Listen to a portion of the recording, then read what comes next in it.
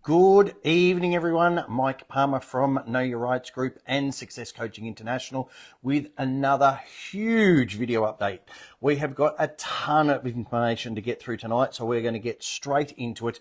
First and foremost, the big news from the past week was, of course, the fact that the ATO are finally being called out on their absolutely disgraceful tactics and actions. Now, first of all, I think it was a couple of weeks ago, actually, there was a current affairs story all about a very poor woman who was actually driven to suicide by the ATO. And it turns out, of course, that ultimately their actions were shown to have been incorrect from the outset. I mean, who would have thought?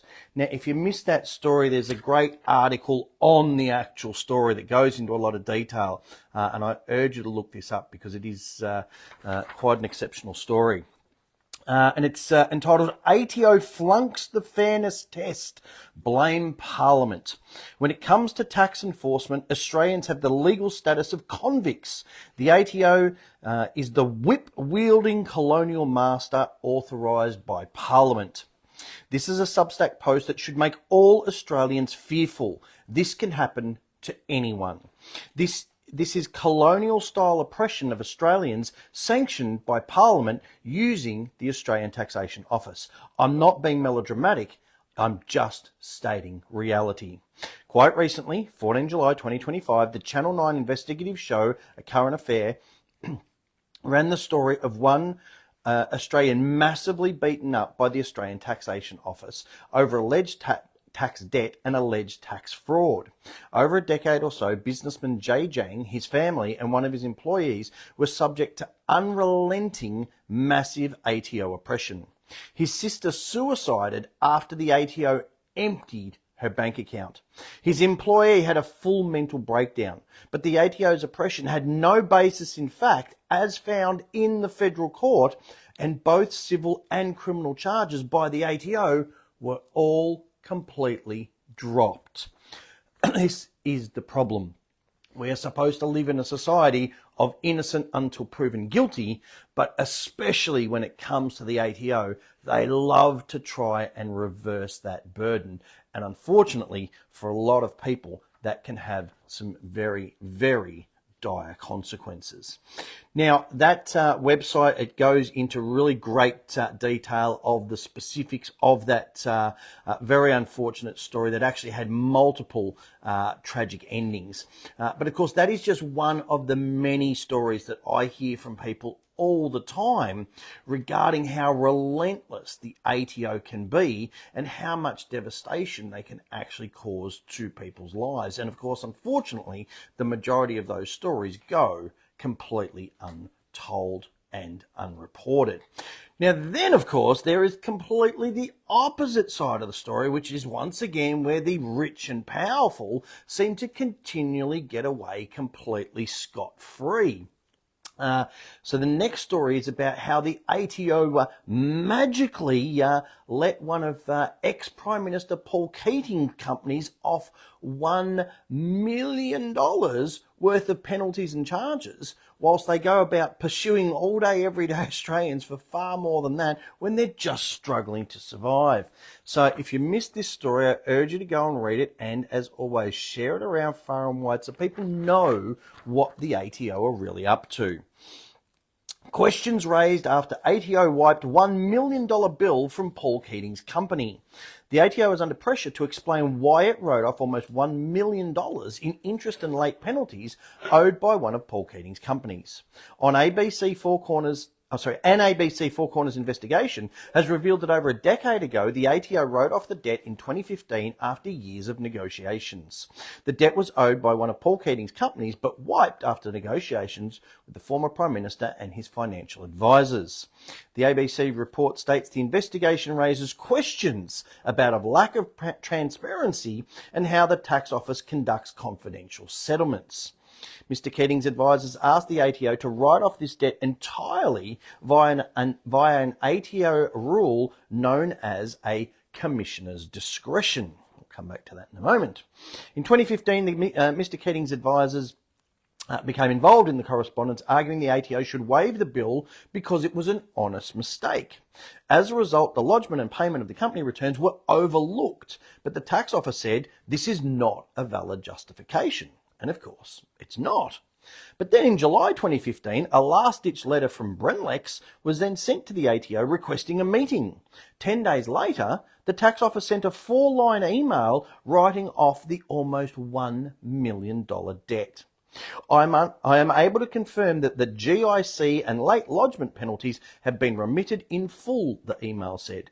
Consequently, the balance of the account has been reduced to nil, and the amount payable, as stated in the creditor's statutory demand, is no longer owed.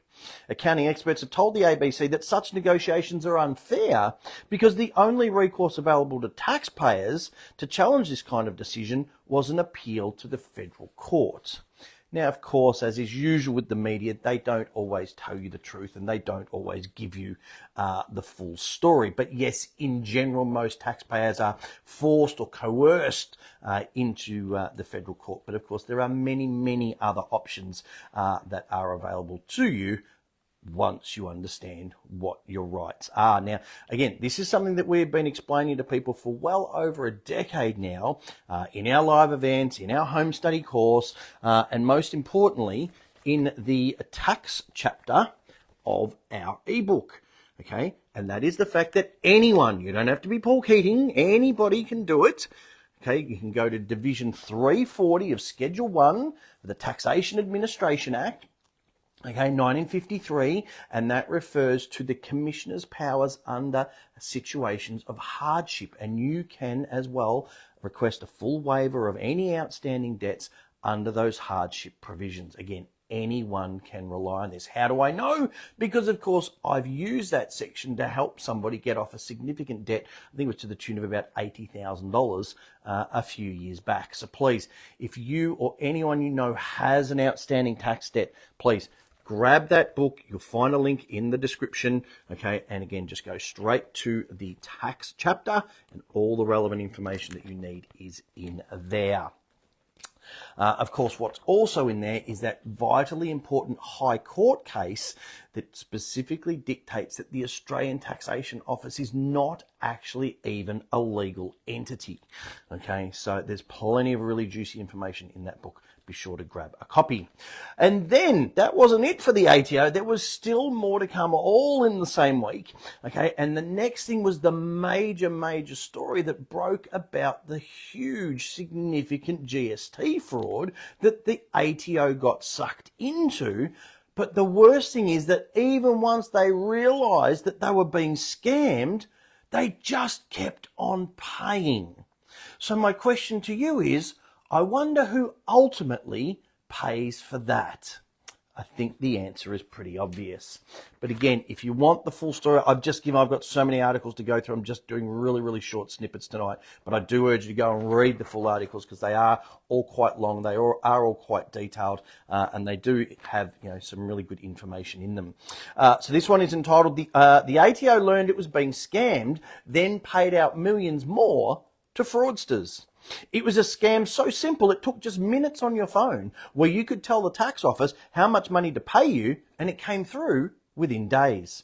The ATO loophole was so vast that tens of thousands of Australians stole a total of $2 billion. Yes, people, that's with a B. Okay, it was Australia's largest GST fraud, but it did not need to be this way. New details uncovered by Four Corners show the ATO was warned that its systems were badly lacking, but even when it eventually discovered the fraud, it continued to pay out hundreds of millions of dollars. Okay? But the government wants you to trust them, and the government the government wants you to sign up for MyGov IDs and all those sorts of things. And yet, the ATO themselves are being scammed. Okay, and even when they realise it, they just keep paying out. So, I mean, that article, as I said, it is quite long, quite detailed, and it explains exactly what people did, exactly how they got away with it, how the ATO was warned many years ago that their fraud detection systems simply weren't up to scratch. But here's the thing, did they care? Not at all. Why not? Because they're just playing with your money. It's not theirs. So anything that they lose or get scammed out of is just repaid by you, the taxpayer, anyway. So it's absolutely no skin off their nose at the end of the day. So here's my question to you. Given these sorts of stories, given the actions that the ATO are undertaking, is it any wonder that people are completely fed up with paying personal income tax on their time, effort, energy, wisdom, knowledge, experience, which is all simply just swapped for worthless fiat dollars that all have an inherent debt attached to them anyway? Sure, of course, absolutely, we do need taxes. But here's the thing, people pay taxes every single day. GST, fuel excise, land tax, the list goes on and on and on. But there is absolutely no need for people to still be paying personal income tax, which was only ever supposed to exist to fund the world wars. And then, of course, it was supposed to stop when they ceased. But the governments realised they were making so much money that they've just kept rolling it over. So again, if you want to learn how to set yourself up in the correct legal structure that actually has no tax obligations or no personal tax obligations, to be specific, just like all of the politicians do themselves, then again, grab that book and turn this time to the financial protection chapter, which outlines all of that. Self-managed super funds, trusts, private foundations, everything is detailed in there. These are the same structures that all the top people use themselves. So why not take advantage of them yourself? So this whole concept, though, of taxing you on your labor, okay, which is basically just, your sweat equity being swapped for money that buys you less and less and less every year, is just one huge scam. Much, of course, like the EV scam, which has had yet another blow this week after a major US shipping company decided to stop shipping EVs completely due to all of these fire risks at sea. So, if you are hoping to get delivery of your shiny new EV, especially if you're anywhere near the US, you might want to think again and look up this article to find out why. EVs banned after ship fires. An American shipping company has banned electric vehicles from travelling on its vessels following a series of fires at sea. The latest fire saw the Morning Midas car carrier burn at sea for 3 weeks, with more than 3,000 cars on board before capsizing and sinking to a depth of more than 16,000 feet near Alaska. It follows similar incidents for car carriers such as the Fremantle Highway in 2023 and Felicity Ace in 2022. All 3 ships were carrying a mix of electric, hybrid and conventionally powered vehicles. Matson, a company that specialises in shipping goods, including vehicles between the US mainland, Hawaii, Guam and Alaska, surprised customers in July by declaring an EV ban. A statement issued by the company said that due to increasing concern for the safety of transporting vehicles powered by large lithium-ion batteries, Matson is suspending acceptance of used or new electric vehicles and plug-in hybrid vehicles for transport aboard its vessels. Effective immediately, we have ceased accepting new bookings for these shipments to and from all trades. So, I mean, this is a pretty significant, pretty serious step. I mean, given how popular everybody seems to be claiming that these, EVs are, why would a big shipping company like that give up all of those potential profits unless, of course, there were indeed real safety issues? Now, of course, if those safety issues are real enough and they are big enough to impact on the profits of a shipping company, then don't you think that those same safety concerns should be given serious consideration by you, your family, your friends, your loved ones? Obviously, it just makes sense. So please do consider that, and please pass this article or this video around to anyone you know who may be considering purchasing an EV. Now, speaking of safety concerns, I have talked for almost 20 years now about the need on certain relevant stretches of road to actually increase the speed limit because A, there are simply far too many single vehicle accidents where people are literally falling asleep behind the wheel because 100 kilometers an hour is just so slow in modern times and in modern vehicles. And B, because it is only sensible and logical to understand that the quicker you do something, the more focused you are and the more attention you're paying to doing that task. And of course, as we know, it is actually lack of focus and lack of attention that is truly the biggest killer on our roads. Well, it seems like finally, after all of these years of me saying the same thing again and again, the majority of the population actually agrees with me. And a study has recently shown that an absolutely overwhelming majority of people completely support the increase of 100 kilometre an hour speed limits up to 130 kilometres an hour. But of course, as we know, the good old do-gooders in government obviously very unlikely to approve something like that because, of course, they can't make any money from it. Again, here is a very interesting article that if you're a motorist in this country, I urge you to please read. And this is what it says. Aussie drivers vote emphatically to change speed limits up to 130 kilometres an hour, but here's why it won't be happening. 9 in 10 Australian drivers want this road rule nationwide, new data has found, but some warn motorists lack the skills to handle it. Really? Out on an open road, on a 2 or 3 lane highway? You've got to be doing something pretty wrong to get into an accident in that situation.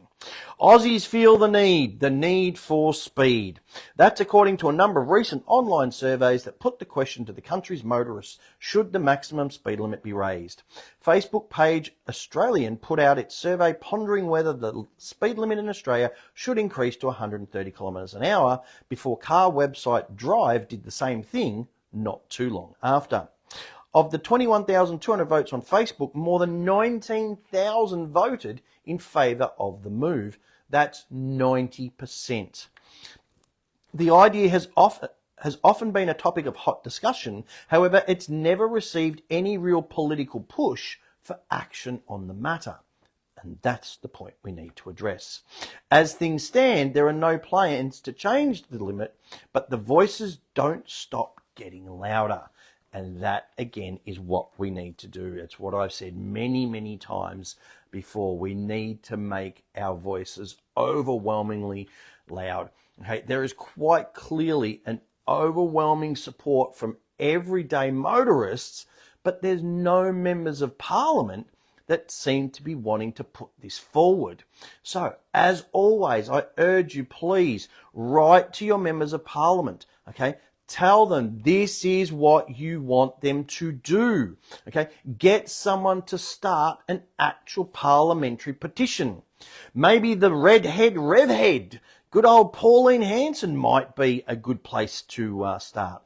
But either way, let's make sure that the voices of we the people are heard, and let's genuinely start making our roads safer and, of course, more enjoyable for all motorists, rather than just, indiscriminately fining everybody left, right and centre for things that clearly have little to no impact on this, road safety that they keep prattling on about. And this next article is another perfect example. Okay, this shows you what this is really all about. Incredible road trend after Aussie speed cameras switch to enforcement mode. A whopping 21,000 drivers were caught speeding along a single stretch of road in the space of just 1 year. Just a year after a new set of speed cameras were switched onto enforcement mode inside a notorious inner city tunnel, over 20,000 drivers have been caught speeding, generating almost $5 million in fines. According to Transport for New South Wales data analysed by the state opposition, motorists in Sydney continue to get stung by speed cameras in the Rozelle interchange in the city's inner west, more than at any other spot in the state. The cameras only began issuing fines last year, but since then the westbound cameras have detected more than 21,000 speeding drivers, generating $4.6 million in fines. It's all part of a wider trend, with the state's total fine revenue hitting $414 million last financial year, marking a 25% rise on the year before. Money, money, money, money, money. If there's 21,000 people speeding a year, why don't we hear of 20,000 pile-ups in this Roselle interchange tunnel? 10,000, 5,000, 1,500, 200, 100, 50. Has there even been 50 pile-ups in this Roselle interchange? If there's 21,000 people speeding, and speed is the biggest killer on our roads, and yeah, that's the crap they like to peddle, then where's all the data on all the accidents that these speeding drivers are causing? It simply doesn't exist, because as I've said more times than I can count, speed is only a factor, not even the factor, a factor in just 5% of accidents. That's it. Don't believe all this rubbish that the governments and the police and the TAC and all these entities try and tell you. It has next to nothing to do with the real world road toll. Okay, so once again, we see them boasting about how much money they make, $440 million, 25% increase, on last year. All the while, the road toll keeps going up. As I've said on recent videos, it's at an almost 10-year high in most states. Okay, and again, as I've said more times than I can count, if 20,000 people, according to the government, are doing the wrong thing, they're speeding, then clearly the government's definition of wrong or speeding is wrong. If 20,000 people are exceeding the speed limit is quite obviously set too low. There's no ifs, buts, maybes about it. What needs to change is the speed limit, not driver's behaviour. Okay, I don't know how to make it any clearer than that. That is just pure logic and common sense. Oh, my pages are stuck together. Okay, at the end of the day, all it is once again about blatant revenue raising. And as I've said before, the only way it's going to end is when people stop blindly just paying up when they receive a fine.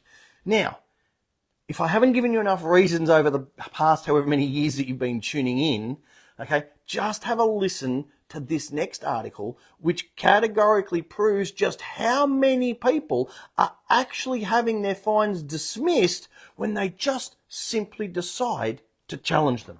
Okay, here it is. It's only super short. You can go and read the whole article for yourselves, but all the data you need is in these few lines. Here it is. Surprising excuses drivers use to get out of mobile phone fines. Thousands of New South Wales drivers are using astonishing excuses in an attempt to dodge mobile phone fines. 3 out of every 4 mobile phone court cases are being thrown out in court. There it is, people. 3 out of every 4 cases are being thrown out. Thrown out, with some claiming the item was a Kit Kat, banana, or a calculator. The cameras are catching 1 out of every 957 drivers using a mobile phone when driving. Well, again, their definition of use mobile phone is clearly incorrect if that many people are doing it. But the key that people need to know is 3 out of every 4 mobile phone cases are being thrown out. Okay? I can't make that any simpler. I mean, these are huge statistics. Okay?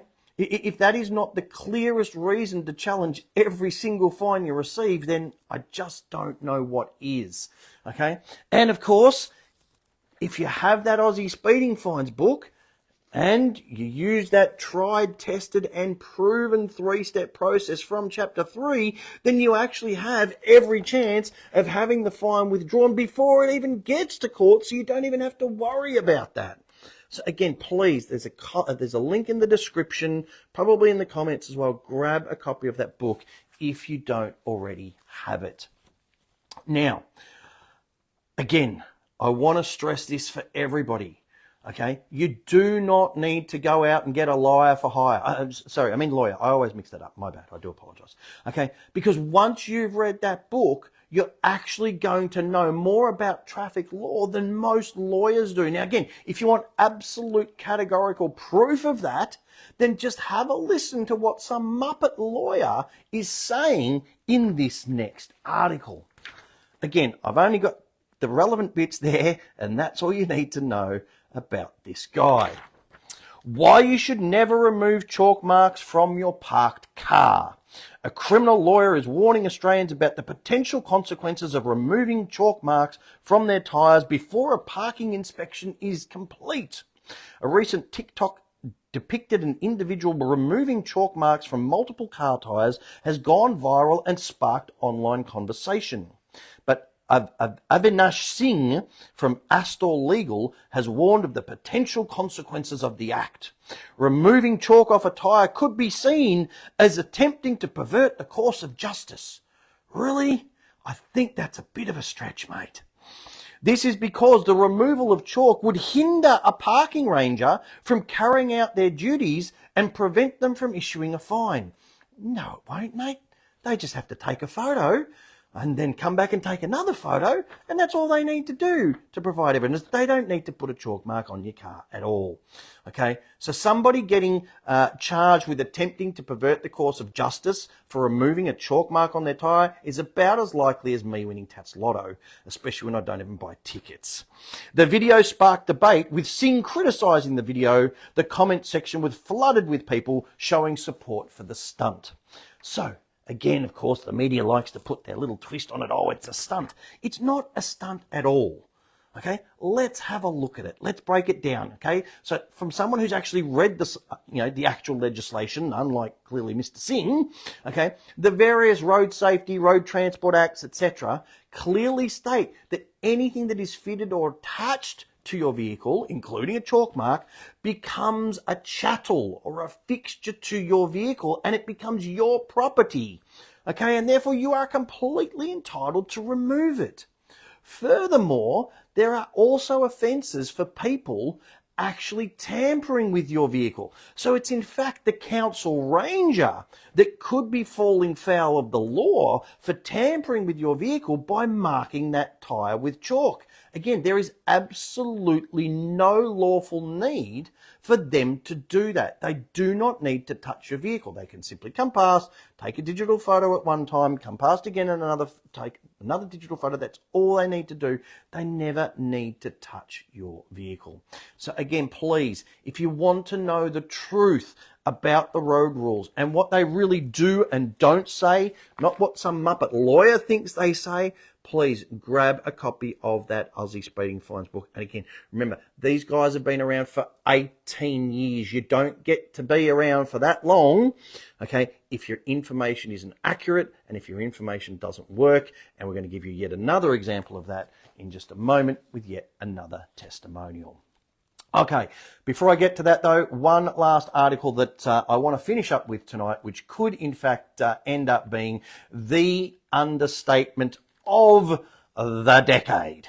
Okay, and that is the fact that they are now reporting that, get ready for it, the aggressive COVID mandates may actually have been a bad idea.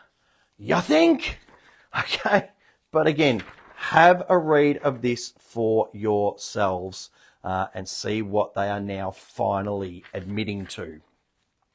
Aggressive mandate of COVID vaccines was probably a bad idea, as new study reveals WHO mandated blanket vaccination saved fewer lives than expected. The aggressive mandate of COVID vaccines has been blasted as a bad idea by experts after a new study revealed it saved less lives than predicted. The World Health Organization claimed that the jabs prevented 14.4 million deaths just in the first year, with some estimating up to 20 million. However, new actual research, based on data, not just wild speculative claims, by Stanford University and Italian doctors revealed the true number is closer to just 2.5 million. John Ioannidis, professor of medicine at Stanford University and the first author, said, "Targeting the population who would get the vast majority of the benefit and letting alone those with questionable risk benefit and cost benefit makes a lot of sense." Again, you think? Aggressive mandates and the zealotry to vaccinate everyone at all cost were probably a bad idea. Overall, 5,400 people needed to be vaccinated to save one life, but in the under 30s, this figure rose to 100,000 jabs, the paper suggests. The over 70s made up nearly 70% of the lives saved, and while the 60 to 70s accounted for a further 20%. Meanwhile, under 20s made up just 0.01% of lives saved, and 20 to 30s was 0.07%. Researchers concluded that although vaccines had a substantial benefit on global mortality, it was mostly limited to older people. What did I say for 2 or 3 years, week in and week out, on these videos, that COVID is really only a danger to the elderly and those that have other underlying comorbidities, other underlying health issues? And lo and behold, exactly what I've said is now coming out in formal official reports. The team say earlier predictions may have used overly pessimistic fatality rates and failed to consider how quickly protecting the vaccine offered would wear off. I mean, and there's of course the excuse. So it's not their fault. They relied on the wrong data and the wrong figures. So, I mean, there you have it, people. All right, so look, before I finish up, just a super quick reminder about our next webinar, which is all about court process and court paperwork. That is where we're going to be covering the difference between a contest mention and a contest hearing, what you actually need to do and not need to do on your first attendance in court, how to address the court, the difference between civil and criminal jurisdiction, how to challenge the jurisdiction of the court if they misbehave, and of course everything you need to know about creating a strong paper trail, including all the details about stat decks, affidavits and outlines of submission, how to draft them, and of course how to use them. So if anyone out there watching this, or anyone who knows someone out there has a court case coming up, or even thinks that they might have a court case coming up, you definitely do not want to miss this particular webinar. It is already 1/3 sold out, and it's still over 4 weeks away. Again, every single webinar we've done, the VIP tickets, which is the ones that everybody wants, with the Q&A sessions and all the materials, have all sold out. So again, don't leave it to the last minute. Get in sooner rather than later. You'll find a link on the webinars page, or you can also find it underneath the seminars page. Look for webinar number 5, court process and court paperwork. All right, and as always, I'm going to finish off with the latest testimonial from one of our members, as I mentioned before, as well as going through some more great memes to get people thinking. So this one is from Tim, who, as you can clearly see there, has written, "Hi guys, just letting you know my son received an infringement withdrawal notice today in response to a fine related to a camera at an intersection. Used the speeding notice of objection document. Pardon me, thanks heaps for your work and sharing this intel. Legends.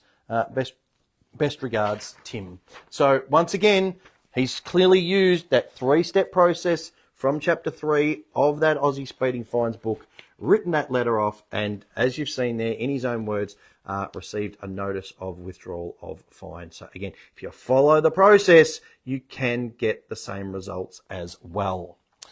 All right, and some memes for everybody. Yes, one of our long-time members sent us through this one, going, "Oh, look, it's electric car fuel." So, yes, there's so much talk about EVs and how much they're actually costing for people to charge now. And yes, we keep coming back to this because we know that they are definitely planning something, and we need to keep this in mind for whenever they release whatever it might be. Of course, all scientists agree when you censor the ones that don't. And that, of course, is what we're going to need to be aware of. Yes, another good one. Trying to find all of the unvaccinated people with myocarditis and Bell's palsy. Keep looking because they're very few and far between.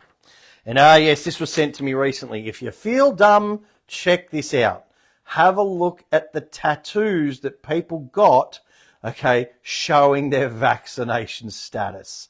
I wonder how proudly those Muppets are showing them off, or whether they, of course, can only be viewed now in the caskets.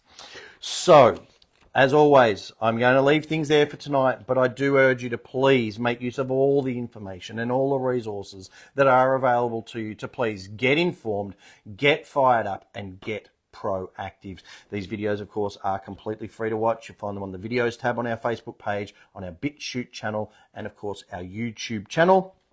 There's plenty of completely free information up on our websites. Our radio shows, again, completely free to listen to every Tuesday night between 8 p.m. And 10 p.m. We had another fantastic radio show this week. We interviewed Rowan Webb, who was the investigative journalist who broke the whole Bike Boy scandal. So if you want some of the inside information on that, please make sure you listen to the podcast, which has, of course, now been uploaded for everyone to access. If you want to go above and beyond that, of course, we do recommend our Know Your Rights book, the essential step-by-step manual for understanding and exercising your rights in so many different areas: fines, banking, tax, financial protection, the straw man concept, Unidroit, challenging jurisdiction. It's all in that book.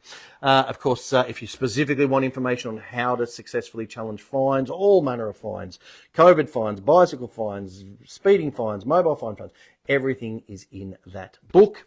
And, of course, we know a lot of people are genuinely struggling financially, so please stop throwing good money after bad at these unsecured loans, at your credit cards, your personal loans, things like that. Do grab that Bank Secrets Revealed book and do follow their tried, tested and proven 4-step process. These, of course, are all available individually. There's links in the description and in the comments. You can get them all together as part of the combo pack. You do save a little bit of money. You get the tote bag thrown in as a little bonus. You get to save money on postage as well, so that's available to you. Don't forget, the cold weather is definitely well and truly here, so do grab your beanie. People see the logo, they come up, they have a chat. It is a really great way to meet like-minded people. As I mentioned before, our 5th webinar coming up in just over 4 weeks' time. If you can't make our webinars for any reason, again, do be sure to grab that home study course, which is a complete recording of one of our 2.5-day live events, which are not happening anymore. So the only way to access that information is through these courses. So it is a fantastic resource that you will come back to again and again over the years. So I'm going to leave things there. No live show next week, but we will be replaying this week's show again next Tuesday. Otherwise, be back next Thursday night for the next live video update. Until then, have a great weekend and take care.